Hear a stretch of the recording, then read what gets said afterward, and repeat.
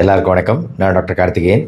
எடை குறைப்புக்கு புரதங்கள் சேர்க்கப்பட்ட பவுடர்கள் இப்போ மார்க்கெட்டில் நிறைய விற்கிறாங்க. இது பயன்படுத்தலாமா? ஏகப்பட்ட ப்ராடக்ட்ஸ் இப்போ மார்க்கெட்டில் இருக்குது. இதிலலாம் என்ன கான்செப்ட் அப்படின்னா உணவு சாப்பிட்றோம் இல்லையா, இந்த உணவுக்கு பதில் இவங்க ஒரு பவுடர்கள் தராங்க. இந்த பவுடர்களை பால்லையோ இல்லை தண்ணீர்லேயோ ஒவ்வொருத்தருக்கும் ஒவ்வொரு விதமான ரேஷியோ இதை மிக்ஸ் பண்ணி குடிக்கும்போது, அதாவது நீங்கள் உணவுக்கு பதிலாக இந்த ஷேக், மில்க் ஷேக் மாதிரி இவங்க கொடுக்கக்கூடிய அந்த புரத ஷேக்கை குடிக்கும்போது, சாப்பாடு இல்லாமல் இந்த பவுடர் உணவை மட்டுமே எடுத்துக்கும்போது ரொம்ப எடையை குறைக்குது அப்படிங்கிறது கான்செப்ட். இப்போது இது எந்த அளவுக்கு ஒர்க் அவுட் ஆகுது, இது சேஃபாக ஆரோக்கியமானதா இல்லை நம்ம ஆரோக்கியத்துக்கு கேடு விளைவிக்கக்கூடியதா அப்படிங்கிற கொஷின்ஸ்லாம் நம்ம மனசில் எழும் இல்லையா? அதை குறித்து தான் இந்த வீடியோவில் விலாவரியாக சொல்ல போகிறேன். Welcome to our channel doctor Karthikeyan. Concept என்னங்க, எப்படி எடையை குறைக்குது? இது பேசிக்கலாம், எடை குறைக்குதுங்க, அதில் ஒன்றும் டவுட்டே கிடையாது. எடை குறையுது. எப்படி எடை குறையுது அப்படிங்கிற கான்செப்டை ஃபஸ்ட்டு நீங்கள் புரிஞ்சுக்கணுங்க.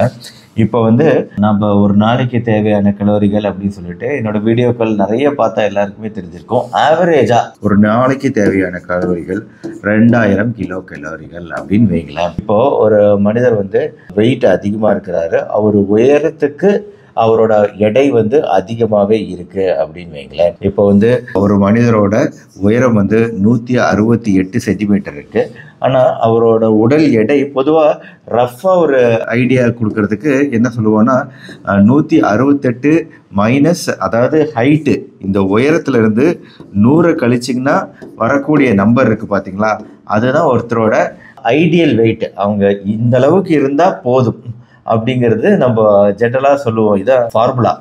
இப்போது ஒரு 70 கிலோ இருக்கிறாரு அப்படின்னா கூட பிரச்சனை இல்லை. ஆனால் 168 சென்டிமீட்டர் உயரம் இருக்கிறவர் எடை 90 கிலோ இருக்கிறாரு அப்படின்னு வைங்களேன்.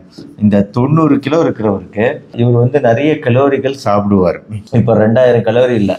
அவர் ஜென்ரலாக இந்த எடை அதிகமாக இருக்கிறவங்க இயல்பாகவே அவங்க கலோரி அளவுகளும் பசி, அவங்க உணவு பழக்க வழக்கங்களால் அவங்க கலோரி அளவுகள் 3000 கிலோ கலரி, 4000 கிலோ கலரி, எவ்வளோ வேணால் இருக்கலாம்.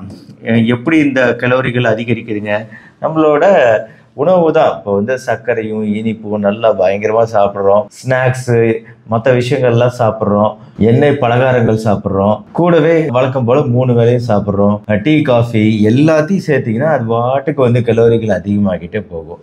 ஆனால் இப்போ இந்த டயட் பிளான்ல வரும்போது நம்ம என்ன பண்ணுறோங்க, பேசிக்கலாக பவுடர்கள் இதை எடுக்கும்போது என்ன ஆகுதுங்க, நாம் நம்ம கலோரி அளவுகளை குறைக்கிறதுக்கு தான் முயற்சி செய்கிறோம். ஆக்சுவலாக அந்த உணவுகளை கட் பண்ணிவிட்டு நம்ம ஒரு புரத பவுடர் ஷேக் மில் காலையிலேயும் மாலையிலையும் எடுத்துக்கிறோம். கூட சப்ளிமெண்ட் அப்படின்னு சொல்லிட்டு இந்த புரத பவுடரில் இல்லாத சத்துக்களை தனியாக எடுத்துக்கிறோம், நிறைய தண்ணீர் குடிக்கிறோம். அப்படிங்கும்போது என்ன ஆகும்னு கேட்டிங்கன்னா, இந்த புரத ஷேக்குகள் மற்றும் தண்ணீர் சப்ளிமெண்ட்டுகள், அதாவது சப்ளிமெண்ட்னா பழங்கள்லாம் நிறைய எடுத்துக்கிறோம், இந்த மாதிரி விஷயங்களும் கூட அறிவுறுத்தப்படும். இதையெல்லாம் பண்ணும்போது நம்மளுக்கு என்ன ஆகுது அப்படின்னு கேட்டிங்கன்னா, ஆட்டோமேட்டிக்காக நம்ம கலோரி அளவுகள், அதாவது 4000 3000லாம் இல்லை, நம்ம கலோரி அளவுகள் கட்டாயம் 2000க்கு குறைவாக தான் நம்ம எடுத்துக்குவோம். இந்த மாதிரி சிச்சுவேஷனுக்கு இந்த மாதிரி பவுடர்கள் யூஸ் பண்ணி நம்ம உணவு பேட்டர்னையே மாற்றும் போது, இப்போ இந்த நார்மல் ரொட்டீன் உணவு பழக்கத்தையே நம்ம மாற்றிட்டோம். வழக்கமாக சாப்பிட்ற விஷயங்களுக்கு பதிலாக பவுடரை சாப்பிட்றோம். இதனால எடை குறையுதுங்க. பேசிக்கலாக இதே பவுடரை சாப்பிட்டுக்கிட்டு கூடவே ப்ளஸ் நீங்கள் சாப்பிடக்கூடிய பலகாரங்கள், பஜ்ஜி சொஜ்ஜி வகைகள், சாஃப்ட் ட்ரிங்க்ஸு, நல்ல இனிப்பு பானங்கள் குடிக்கிறோம், சோடாக்கள், இனிப்பு சோடாக்கள் குடிக்கிறோம், கூடவே எந்த எக்ஸசைஸும் பண்ணாமல் விட்டீங்க, பிடிச்சது எல்லாத்தையும் சாப்பிட்றீங்க. இதுக்கு முன்னாடி நீங்கள் பண்ணீங்க பார்த்தீங்களா, இது எல்லாத்தையுமே பண்ணுறீங்க, கூடவே இந்த பவுடரையும் சாப்பிட்றீங்க அப்படின்னா கண்டிப்பாக இந்த பவுடருக்கு எந்த எஃபெக்ட்டுமே இருக்காது. நல்லா புரிஞ்சுக்கோங்க. ஏன்னா நீங்கள் இந்த விஷயங்கள் எல்லாத்தையும் கட் பண்ணுறதுனால தான் உங்களுக்கு எடை குறைப்பு நடக்குது. ஸோ இந்த கலோரி அளவுகள், பழைய உணவு பழக்க வழக்கத்தை கட் பண்ணுறீங்க, கலோரி ரெஸ்ட்ரிக்ஷன் பண்ணுறீங்க, மெயினாக அதனால தான் உங்களுக்கு உடல் எடை குறையுங்க. அதில் டவுட்டே கிடையாது. அது முதல் பாயிண்ட்டை ஞாபகம் வச்சுக்கோங்க. இதுதான் பேசிக் கான்செப்ட். இப்போ அடுத்த விஷயத்துக்கு வருவோம். இந்த பவுடருக்குள்ளே என்ன இருக்குது, ஸ்பெஷலாக என்ன இருக்குது அதாவது புரத பவுடர் அப்படின்னு சொல்லப்படுது. வெறும் புரதம் மட்டுமே வச்சு பவுடர் தயாரிக்க முடியாது. ஜென்ரலா இருக்கக்கூடிய விஷயங்கள் இதுதாங்க. அது வந்து தயாரிப்பாளரை பொறுத்து வெவ்வேறு விதமான ரேஷியோ இருக்கலாம். ஆனா பெரும்பாலும் அதிகமா இருக்கக்கூடியது நான் ஒரு பொதுவான விஷயமா இதை நான் எடுத்திருக்கேன். முக்கியமான விஷயம் புரதம் அப்படின்னு அவங்க சொல்றது, வெஜிடேரியன் புரதமா சொல்றது எது அப்படின்னா சோயாபீன்ல இருந்து வரக்கூடிய சாய் புரதம், சாய் புரோட்டீன் தான் அதுல இருக்கக்கூடிய முக்கியமான புரதம். அடுத்து ஓட்ஸ் உங்க எல்லாருக்குமே தெரிஞ்சிருக்கும், ஒரு தானிய வகை. இந்த ஓட்ஸ் அது நார்ச்சத்து அதிகமாக இருக்கு போன்ற பல விஷயங்கள்னால ப்ரமோட் செய்யப்படுது. ஓட்ஸ் இதில் மிக்சரில் இருக்கும். சில தயாரிப்புகளில் கோதுமை இருக்கலாம், வீட் ஃப்ளோரு, சில தயாரிப்புகளில் இல்லாமல் இருக்கலாம், நம்மளுக்கு தெரியாது. பாலிடெக்ஸ்ட்ரோஸ் அப்படிங்கிறது ஒரு விதமான இனிப்பு கரையக்கூடிய நார்ச்சத்து நிறைந்தது இந்த பவுடரு.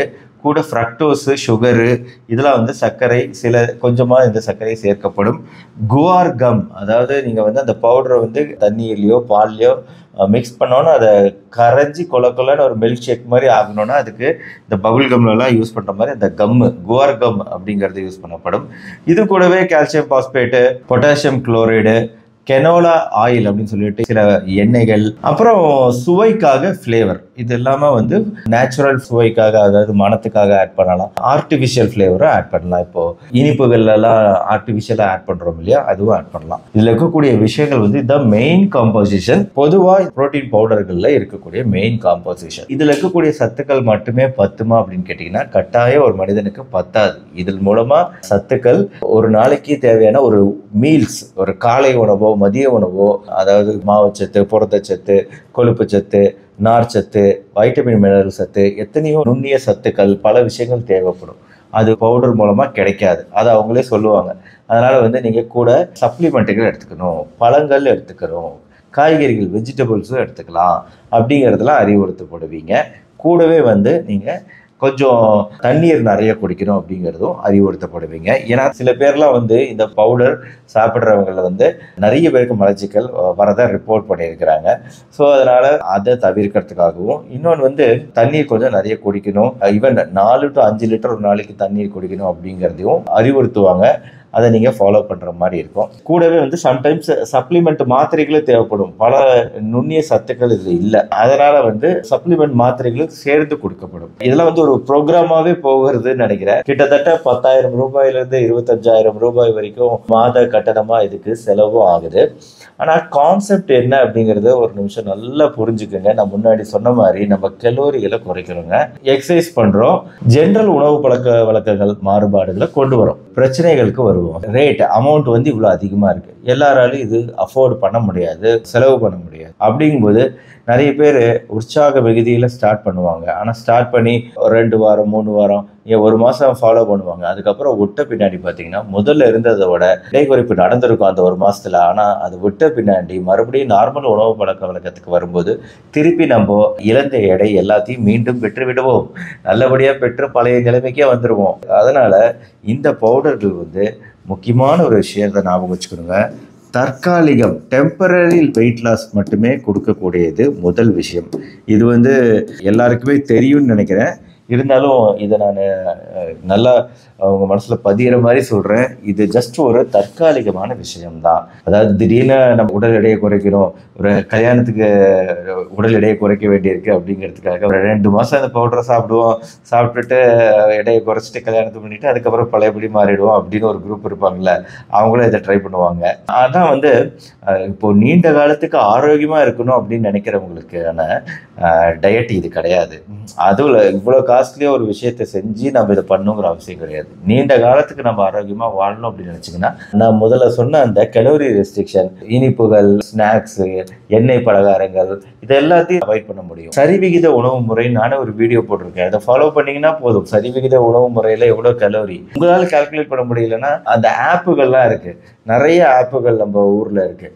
அப்ளிகேஷன்ஸ் வச்சு ஒவ்வொரு வேலைக்கும் உண்டான உணவுகளோட கலோரி அளவுகளை கணக்கிட்டு சாப்பிட்றது அப்படிங்கிறது ஒரு சக்ஸஸ்ஃபுல்லான ஒரு முறை தான். ஆனால் இதுக்கு நிறைய பொறுமை தேவை, ரொம்ப எஃபர்ட் தேவை, முயற்சி தேவை.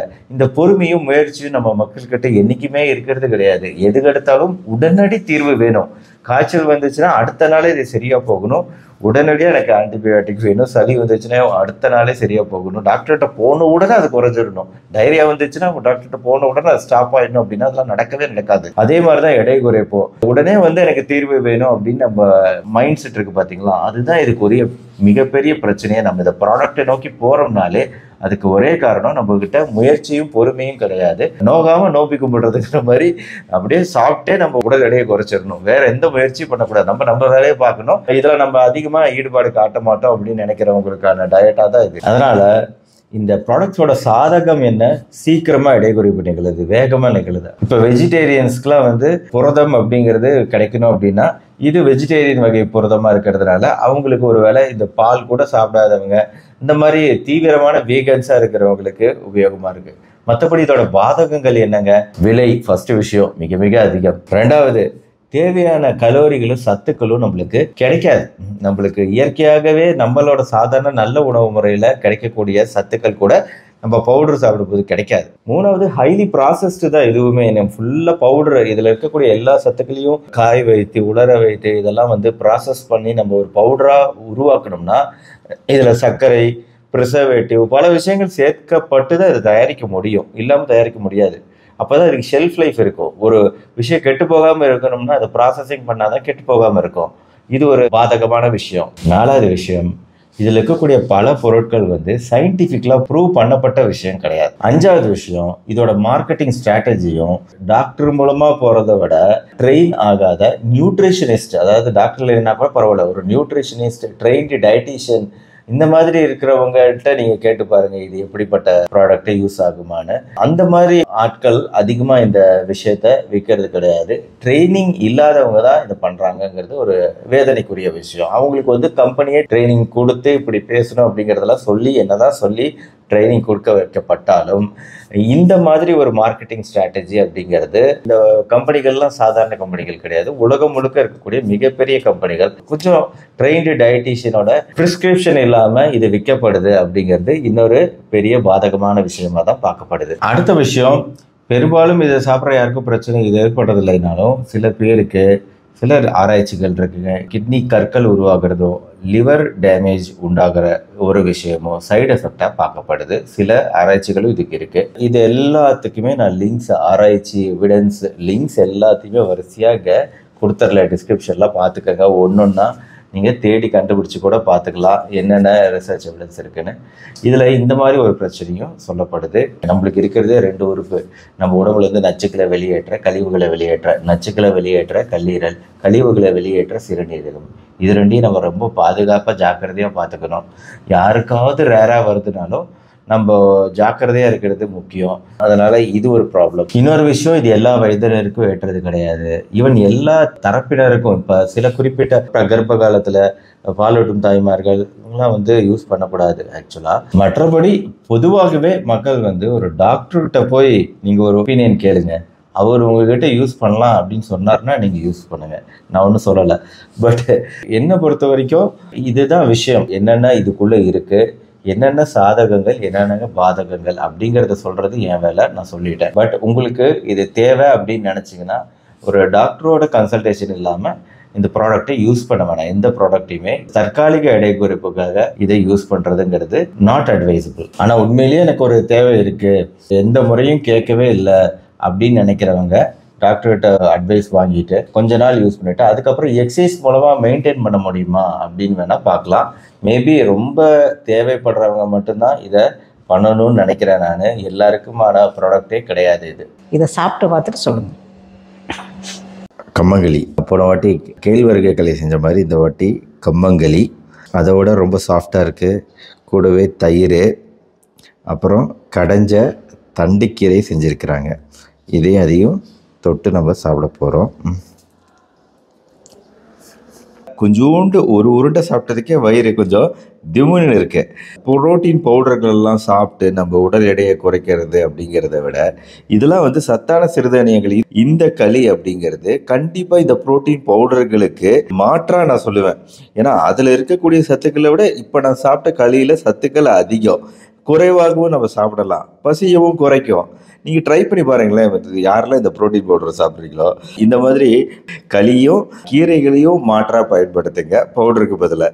இந்த கம்மங்களி கீரையோட செய்முறையை நான் கேழ்வரகு போட்ட மாதிரியே நாளைக்கு தனியாகவே போடுறேன். பாருங்கள், பார்த்து என்ஜாய் பண்ணுங்கள், செஞ்சு பாருங்கள். ஆக இந்த புரத பவுடர்கள் குறித்து ஒரு தெளிவான புரிதல் உங்களுக்கு ஏற்பட்டிருக்கும்னு நினைக்கிறேன். இந்த வீடியோ பிடிச்சிருச்சுன்னா லைக் பண்ணுங்கள், உங்கள் ஃப்ரெண்ட்ஸ் அண்ட் ரிலேட்டிவ்ஸ்க்கு ஷேர் பண்ணுங்கள். இந்த மாதிரி மருத்துவ தகவல்களை தொடர்ந்து பார்க்க நம்ம சேனல் டாக்டர் கார்த்திகேயை சப்ஸ்கிரைப் பண்ணி அந்த பெல் ஐக்கான் கிளிக் பண்ணி வச்சுக்கோங்க. மறுபடியும் நாளைக்கு பார்ப்போம். நன்றி, வணக்கம்.